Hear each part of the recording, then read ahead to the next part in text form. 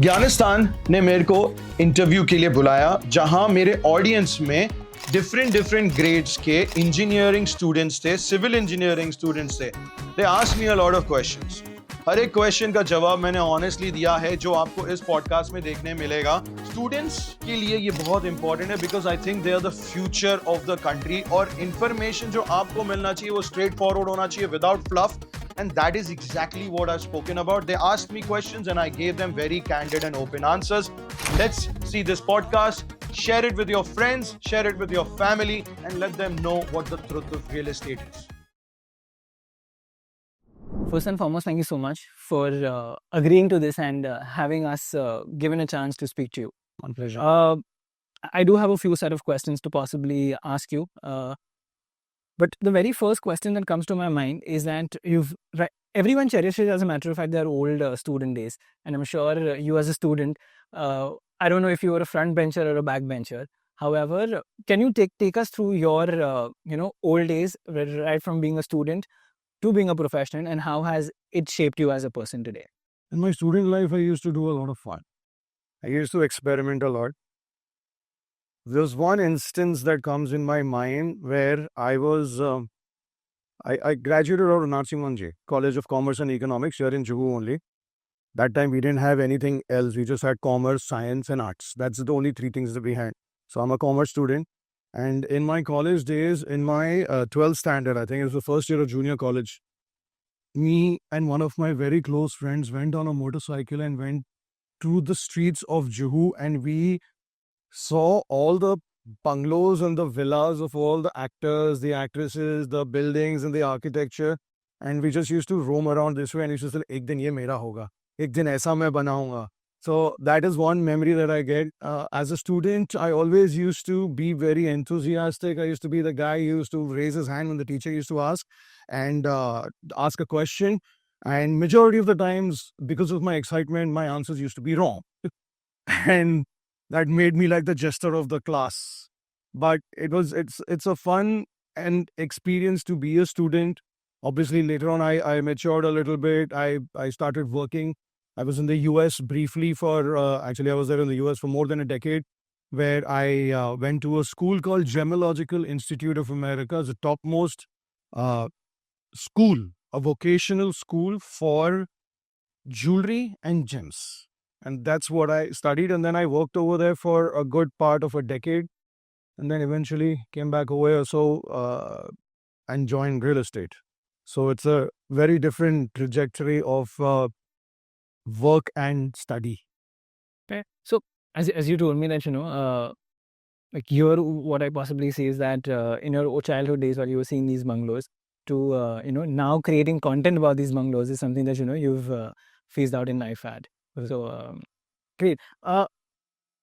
Especially when I speak about bungalows and, real estate, Mumbai's real estate market is actually very notorious for high prices and limited space. Like it's extremely high price and for a small 10 by 10 feet space. So how do you see innovation in construction and engineering, as a matter of fact, solving this challenge in the next decade, considering all of these are engineers? So how do you see maybe innovation in construction and these engineers contributing in the same? See, innovation in technology of construction has to happen. It's actually happening now, but it has to happen in a more rapid format. Currently, it's very traditional, the way that we operate. Recently, there has been a lot of buzz, at least in our country, in the Western world, it has quite predominantly coming up and taken over, is what you call 3D printing. So there is a developer who made a 3D printed home in Pune. If you guys ever get an opportunity, go check that out. Using that technology for the base is very helpful, but that is kind of limited only to villas or standalone structures, and it has to be planned out in a very I would say in a very strategic and in a very phase-wise manner. So that is one part of technology which could really help in construction. The second, that takes care of flat, like, first floor and two floors. The second, which I would call, is this My One technology, which is very useful in your high rises, where you have to make sure that the the structure is fine and you keep on building quickly. See, in construction and in real estate, generally, time is money. The quicker you deliver a product, the more lucrative it becomes for the developer as well as for the buyer, because they really want to get their home on time. The psychology of a buyer is the moment they give money, they are parting with money in advance when a product is not given to them. Usually, in today's day and age, you get your product immediately, but with real estate, it takes years. People don't have the 24 to 48-hour patience where you have overnight, and with Swiggy and Zomato and your Blinkits of the world, everything is 10-15 minutes like this. Here you have to actually wait years. By the time you buy the house till the time you go into the house, you're probably married, and some cases, if there's a delay, you probably have a child also. So that has to also be a part of the innovation. So coming back to My One technology, it's a very great way of growing vertically, but it's very monetarily wise. It takes a lot of time. It takes a lot of investment, and there is always structures in this. So that is one aspect where I think technology can help us in construction. And then there are always new innovations that need to keep coming up, whether they are internally, what kind of bricks you're using. Previously, we used to use the red bricks. Now we are using the cement bricks. So there is always ways of improving it. And then the students is where they come in with their ingenuity. Absolutely. So, considering we're speaking about 3D printing and we're speaking about the advantages of 3D printing now, how it's integrated. 3D printing also buzzes a word which is AI. AI, artificial intelligence, machine learning has been around the corner, and it's a hot topic for all conversations. So, how do you see technology and digital platforms reshaping the real estate world, especially like in sales and marketing? And how will this evolution impact the roles and skill sets required for future civil engineers? For civil engineers, see, artificial intelligence right now with ChatGPT, I use ChatGPT, I use Gemini, I use Grok, I use everything. I peg them against each other. I will make a document from ChatGPT, put it in Gemini, ask like, this is made by ChatGPT. How can you improve on it? Then I take that, put it in Grok. So I make them fight against each other. And one possibility I saw was where it's not related to the civil part, but it's related to the interior designer part. I went into a commercial property. It was a bare shell unit. Niche, you have cement slabs up and cement and nothing there. Nothing. It was an absolute bare shell unit. I took a picture of it. I put it in AI and said, can you give me options of a modern office? And it gave me a beautiful picture of a modern office. I sent that to an interior designer friend of mine, and I said, how much will it take? How much money will you take to design this for me? They said 40,000 rupees. In 5 minutes, I saved 40,000 rupees. And then I said, I want to make this into a podcast room. It gave me an option. I said, I want a traditional office. It gave me an option. I said, I want a fabulously glamorous office, which would be like the king of Dubai. And it gave me a really ostentatious office. So, in part, if you go to see that interior designer's job has become null and void. How does it relate to engineers? You guys have to use that tool to make yourself better so that y'all don't become obsolete. That is the way that you can leverage AI. You need to use it to make yourself better. At the end of the day, as an engineer, as a civil engineer, you have to make sure that that human element is there. How are you going to eliminate that? AI is not the way that you are going to get the end result. You still need me.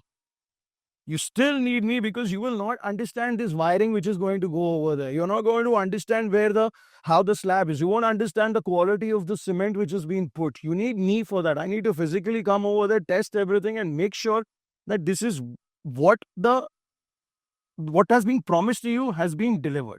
So you need to make sure that you use that for your benefit and find out ways and counteract AI.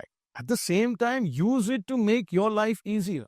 Maybe take a simple floor plan and say that, this is the land size and I want to make certain possibilities out of it. What are the possibilities that I can do? Give me advice, give me help. Write big prompts. My client is XXX, their expectations are XXX, and I think that give me options which will fit within my client's requirements. And then after 5 minutes, it'll give you a beautiful chart. So you leverage AI to make it beneficial for you. That is one aspect, which is in touch with, which is basically connected with how you market yourself. How do you market yourself? There is always social media. I have made a killing on social media. Like I'm sitting outside and people are walking in and saying, "Can I take a selfie with you?" I had never expected that 5 years ago. So use social media, use digital marketing to sell yourself. Talk about your expertise.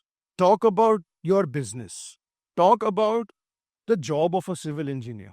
Talk about quality control. Talk about many other aspects that you can think which will benefit your consumer.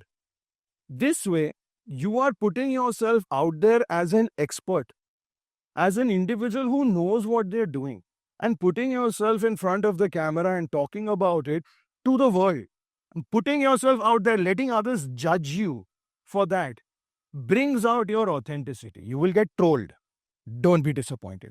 If you are going to be in front of the public is going to criticize you, the public is going to analyze you, but the public will also give you business. So you use both of this and you leverage it to your benefit. Either you can be an optimistic or a pessimistic. You decide whether the glass is half full or glass is half empty. Absolutely, absolutely. So here, from what I could understand, your opinion here would be that, of course, AI is just going to help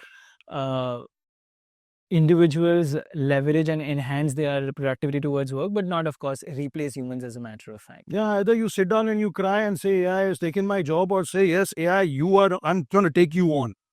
Absolutely.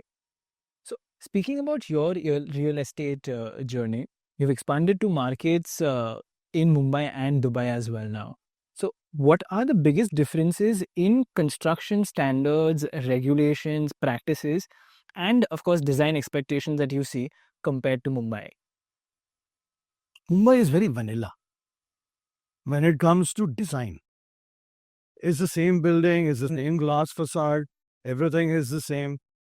There is this architect, Mr. Jimmy Mistry. If you guys have heard about him, if not, he runs this Della Ventures. I had gone and seen a property office in Matunga East. It was inspired by Anthony Gaudi. Google his name if you're not aware of him. There is this familia, something he had made in Spain, which has been, the construction is going on for like 400, 500 years. In the middle of Matunga East, he took inspiration from Anthony Gaudi designs and he made it over there. Internally, it's a regular 3-bedroom, 1100 square feet carpet area, 1 bed, 2 bed, 3 bed, bathroom, common, kitchen, everything. But from the outside, it was completely different. So when you're walking on the street or when you're just somewhere nearby from another building, you're looking, hey, that's a different building. So design is possible in Mumbai, but it is vanilla at this point of time. It's up to your creation, up to your design that makes it happen.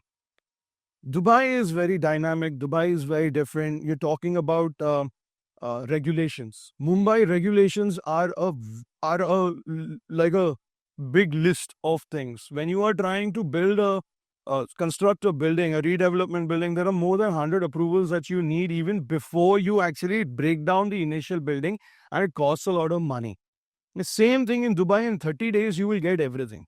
In Mumbai, you do not have to give the external facade of the building for approval. You need to give them a plan.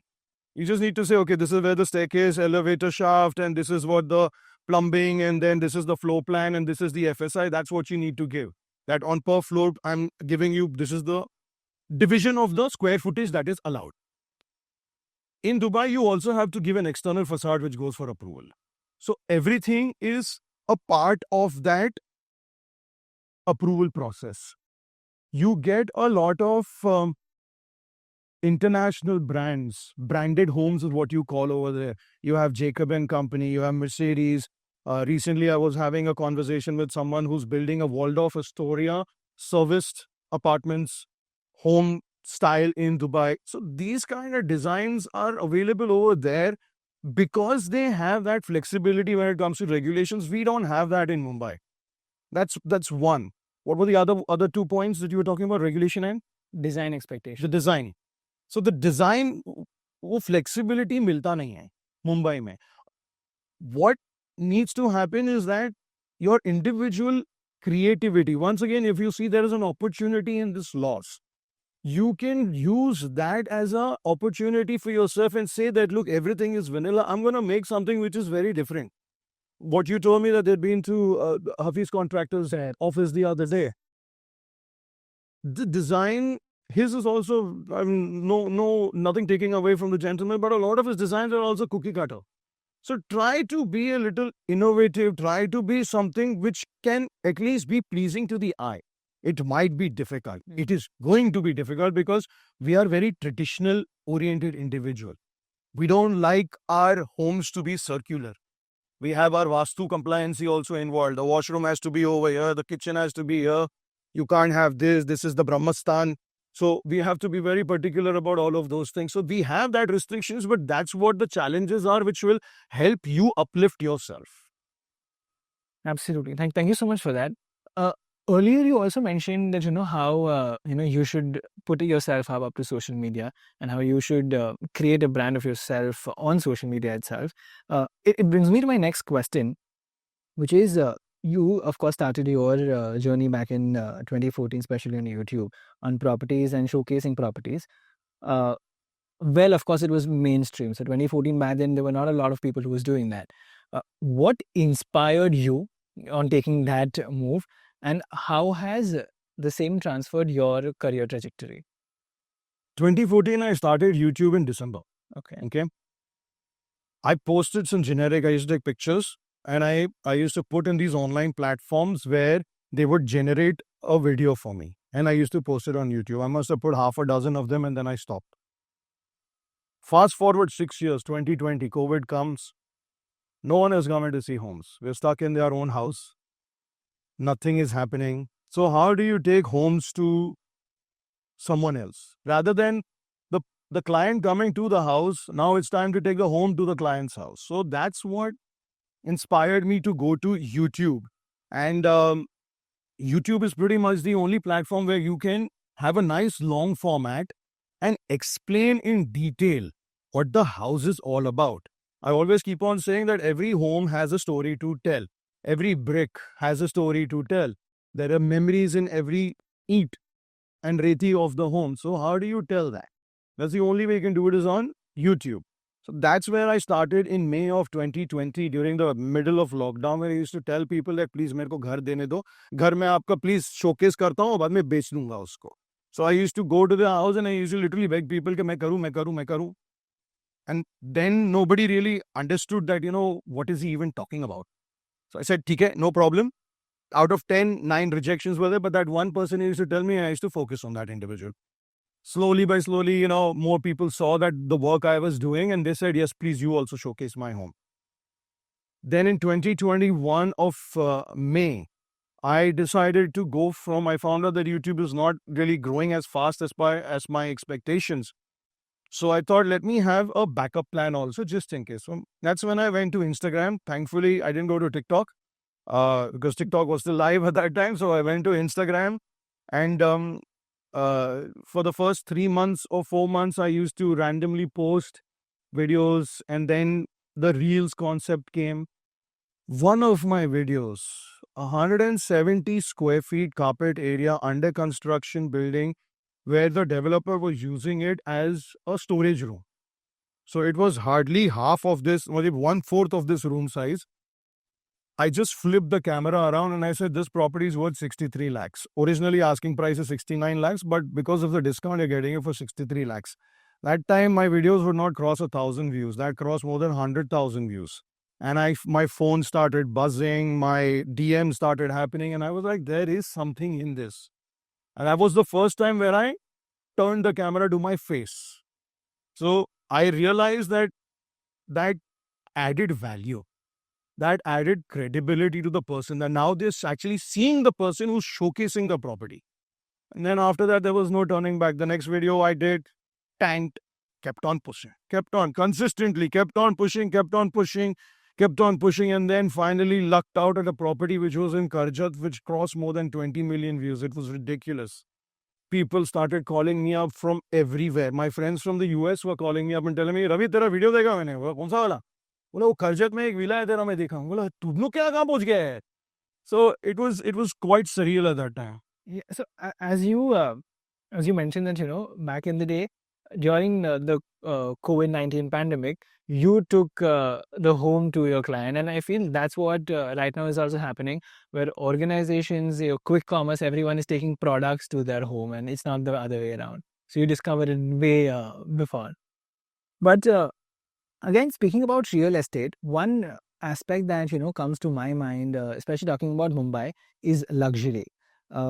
Luxury real estate often includes these complex amenities like gyms, sky gardens, infinity pools. So what unique structural or maybe design challenges come with integrating these features in a luxurious real estate market? First thing is cost. The first thing that comes whenever you keep on adding amenities, you're adding cost. Someone has to pay for the maintenance of that amenity, whether it's a swimming pool on the rooftop or whether it's a swimming pool on the podium level. Then the second thing is you have to make sure that if you're making a pool on the ground level or say in the rooftop, you have to account for the floor which is underneath. Now, you don't have to think of it from a very short term. You have to think that this building is going to be there for 25 years, 40 years. How are you going to maintain that waterproofing for the next 40 years while keeping the maintenance costs down? There are buildings with tons of amenities where your monthly maintenance is anywhere between 25,000 rupees to 50,000 rupees per month. There are buildings where the maintenance is at 25 rupees per square feet. So if you are owning and the house size is at 2,000, 2,500 square feet, and then in that also there are duplexes and penthouses where the house is maybe around 5,000 square feet. So you're paying 1.5 lakh rupees monthly just for maintenance. So you have to keep that cost down. How do you keep the cost down?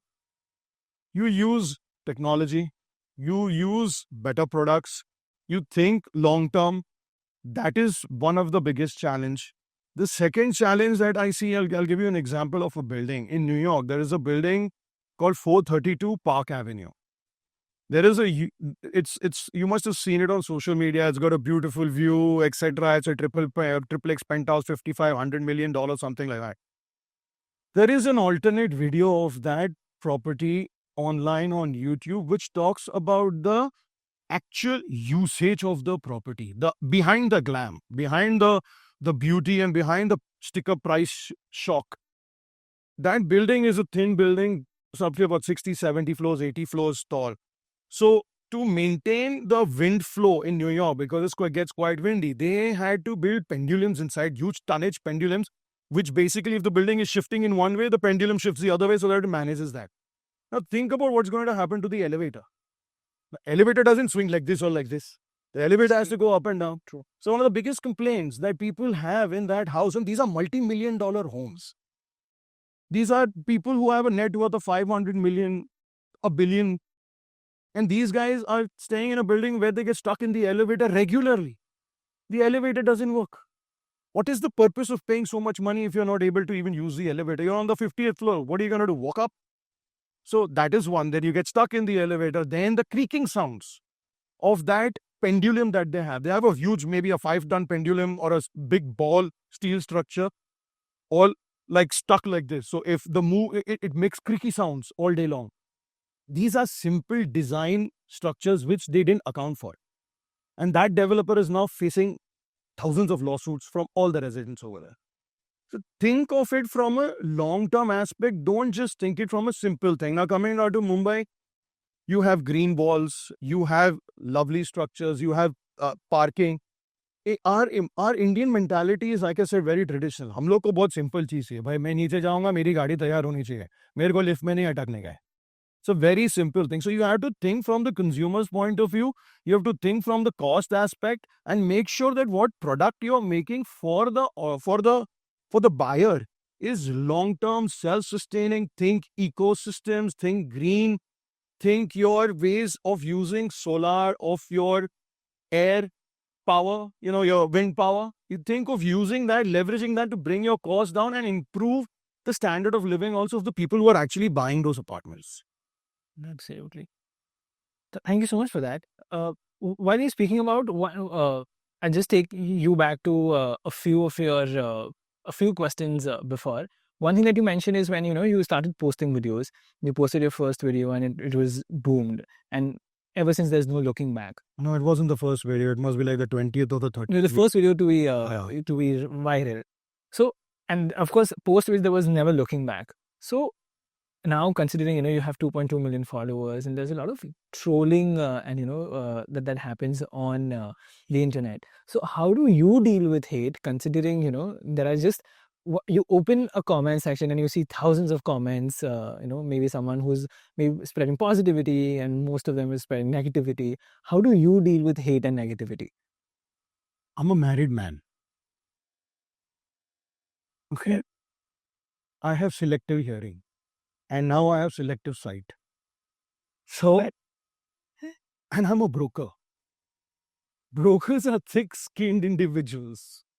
You think a troll, a message from someone who's sitting somewhere in the middle of somewhere hating his own life or her own life is writing something is going to affect me? It comes from years of experience. It comes from years of listening to bosses who have brought me down. It doesn't matter. It doesn't matter. At the end of the day, you look at yourself and you see what matters to me. Had one person has put a comment, his friends are going to see. Because he put a comment over there, we all know when we go on Instagram, you can see this person, this friend of yours has liked, this friend of yours has commented. So what? You get more eyes. Good for me. Glass half full or glass half empty. You look at it that way. On the side, no problem.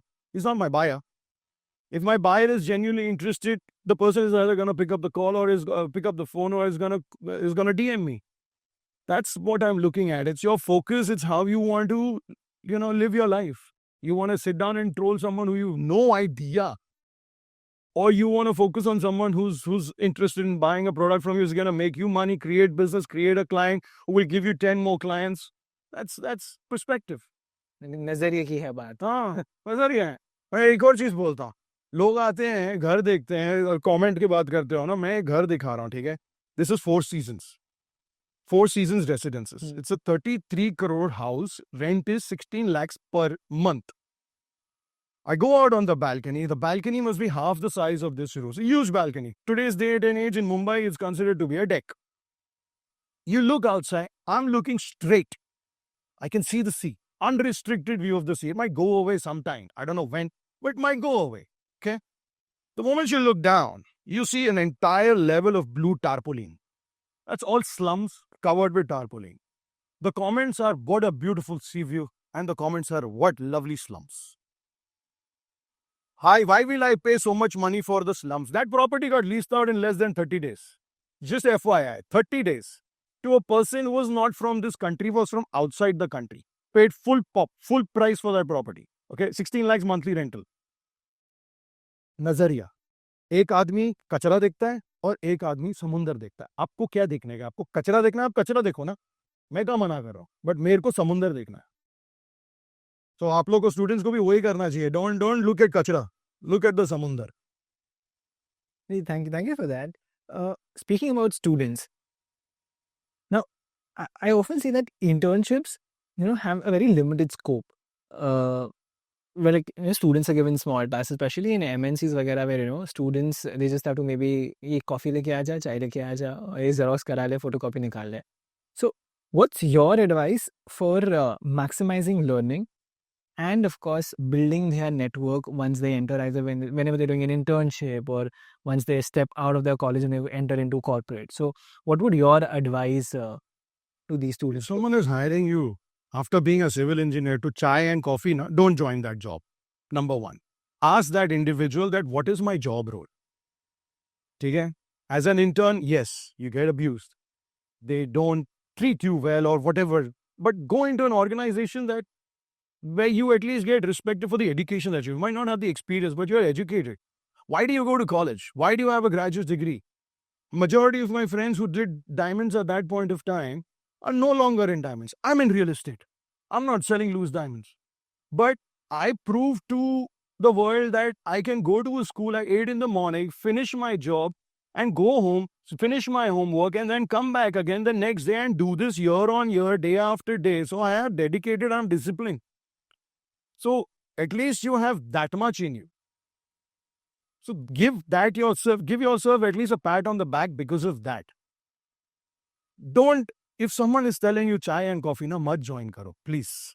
Secondly, if someone is even telling you to go Xerox something or make a photocopy or telling you please go drop this, deliver that, use that as an opportunity to learn. Ask questions. Now, from an entrepreneur, from a business, from an employer's point of view, also, I'll tell you that you have an opportunity, you have an in a job. Use that to benefit. Go to your bosses and you tell them, here's your coffee. By all chances, if you are, that's what your job. You're a messenger man or you are doing the job of a peon. Once you're done with that, ask the boss, what else can I do for you? Is there something that I can help you with? Rather than just giving it and walking away. Show intent. Intent is more powerful than just doing your job and walking away. Intent to an employer shows that you are willing to learn. You're willing to do more. Don't shy away from things that are not within your job description. Never tell an employer, never ever tell an employer that this is not in my job description. Because that is one of the biggest thing that pisses them off, including me. I hate it when someone tells me that. It's like, if that's what your job is, when you come to me for a raise and say that, you know what, I want a raise. It was like, what have you done above and beyond what you were supposed to do? Where is your intent? If you are within that box and you want to live within that box and work within that box, then you're going to get paid within the capacity of that box. Think outside the box, show your intent, let the person judge you. You have that opportunity. 3 months you are there. I had a friend of mine who was working at JP Morgan, got a 6-month intern, all right? She worked dedicatedly day after day, came on time, stayed beyond time. Her job, her internship went and converted into a full job because she was competing against 10 other people. She was the only one who got chosen. So show that intent. And I know it because, we used to ask her all the time, where are you? Why aren't you hanging out with us? So she's like, no, I have to do my work. I have to show. So that's what intent is. That's what your dedication is. Shows discipline. So that's what employers are looking at. So use the internship as an opportunity to learn, to show that you can do more and beyond. And why are you doing an intern? Because you want to learn something, right? Or you just want to finish at 5 o'clock, wait for the bell to go ding, ding, ding, and then run away. That way. So use it as an opportunity. Absolutely. So maybe summarizing your what you just said, maybe having the right intention in whichever room or in whatever capacity you enter is something that will possibly make you win in life. Correct. Right. Sets you apart from the crowd. And it's always, you are going to be one of 100. I do have a few more questions to maybe ask, but considering Go ahead, I'll try to keep it quick. So maybe I just open the floor to questions, and maybe we'll just take in a few questions coming students. And you want to pass on the mic to them? Yeah, I think so. Yeah. Good afternoon, sir. I am Susan Nirola, a 5th semester civil engineering student from Parul University. Thank you for your valuable time. Sir, in real estate, many projects can face delays due to several factors like cost overturns and climatic conditions. Several factors are there, and there can also be some of the technical reasons as well. In this situation, as an entrepreneur, how do you handle the clashes or conflicts sometimes between the developers and engineers, and how do you convince your clients? You don't convince them, you give them the facts. You tell them, this is the problem that I am facing. देखो, communication is, like I said to this gentleman also, communication is extremely important. As a person उसने आपको काम दिया है, कुछ तो सोच समझ के दिया होगा, आपका कुछ ट्रैक रिकॉर्ड होगा, आपका कुछ तो परफॉर्मेंस रिव्यू हुआ होगा, उन्होंने 10 को इंटरव्यू किया होगा और बाद में आपको काम दिया होगा, आपका काम अच्छा होएगा, आपका मल्टीपल फैक्टर्स के लिए होएगा. तो उनको बोलो कि देखिए सर, ये हम डिगिंग कर रहे हैं, डिगिंग में सॉइल रिपोर्ट किया हम लोग ने, सॉइल रिपोर्ट में हम लोग को ये अननोन अनफोर्सीएबल फैक्टर आ गया, इधर एक बेडरॉक आ गया, बड़ा पत्थर आ गया, तो उसको डिगिंग करने में हम लोग को ज्यादा टाइम लग रहा है और पत्थर को तोड़ने में बहुत टाइम जाता है. तो you explain to them that this is a unavoidable factor but we are working on it. Don't just go with a problem, tell them there is a solution also. Solution का इतना time लगेगा. You are setting expectations. You always set expectations right with the individual, ताकि उनको पता चले कि भाई ये एक प्रॉब्लम हो गया, ताकि वो सामने अपने बायर्स को कम्युनिकेट कर सके और बोल सके कि ये एक अनफोर्सिबल चीज था जो हम लोग को नहीं मालूम था. हम लोग ने 20 फीट तक का हम लोग ने सॉइल देखा था, ये 21वें फीट पे आ गया, तो अभी हम क्या कर सकते हैं? ये तो माता की देन है, हम कुछ नहीं कर सकते भाई. So we will use it, but थोड़ा डिले हो जाएगा. This is normal. कभी बारिश होती है गोवा में, 4 महीने तक कोई आदमी कुछ काम नहीं करता है. During the monsoons, there is no construction that happens in Goa. It is a very well known fact within Goa. But outside of Goa, people don't know it. तो वो कम्युनिकेट करके उनको बोलना पड़ता है कि सर ये टाइम पे हम नहीं कर सकते कुछ भी काम, क्योंकि करेंगे ना तो गिर जाएगा. मैं गणेश के लिए गया था मेरे क्लाइंट के घर पे, मैंने घर भेजा था उनको. वो बोल रहे हैं कि रवि, हम लोग ने, उनका घर में 800 स्क्वायर फीट का टेरेस है, ठीक है. Now he started renovating the house. घर उसने पहले रेनोवेट किया और उसने अपना टेरेस लास्ट में रेनोवेट किया बारिश के टाइम पे. पूरा उसने प्लानिंग करके, पूरा उसने सीमेंट का पूरा डिजाइन शीट डाला. फिर बाद में 10 दिन पहले जो बारिश हुई थी जोरदार, उसमें सब गिर गया, सब गिर गया. उधर उसका जमीन पे उसका पूरा फ्लोरिंग पड़ा था उसका दीवार का. तो it should have been the job of that individual to tell him कि सर ये सही वक्त नहीं है करने का. आप करोगे ना, मैं आपको बोल रहा हूं, आप करोगे, बारिश होगी, ये गिर जाएगा, नहीं टिकेगा, ये सूखेगा ही नहीं. अगर ये उसने बोला होता उनको, तो वो बोलता था ठीक है भाई, मैं 10-15 दिन रुक जाता हूं, मैं 1 महीना रुक जाता हूं. ये क्लाइंट ने अगर मेरे को बोला होता ना, तो मैं उनको बोलता था सर आप पहले अपना टेरेस कर दो, उसके बाद में आप घर का अंदर काम करो, बिकॉज बारिश के मौसम में ये नहीं चलेगा आपको. आप पहले आउटडोर्स के चालू करो और इंडोर्स में करो बाद में. So it's about setting expectations for your client. No, so maybe I'll ask you the one final question. Of course, you did, speak about having the right intention in your in whatever room you enter. However, right intention is possibly something that I can possibly find on Google as well. So in order to end this on a light note, what is that one un-Googleable advice that you would possibly want to give this batch of young civil engineers? Un-Googleable advice. Look in the mirror and see that what you have done, was it the best that you could do for the client, for the individual, for yourself, without creating harm and without putting a blemish on your integrity. That is something which is very important, so you can sleep peacefully in the night. That's I think nobody can Google themselves and find out the true self about who they are until unless they look in the mirror and then they say, yes, I'm happy. Thank you so much for the. Can we have a huge round of applause? Thank you guys. Thank you.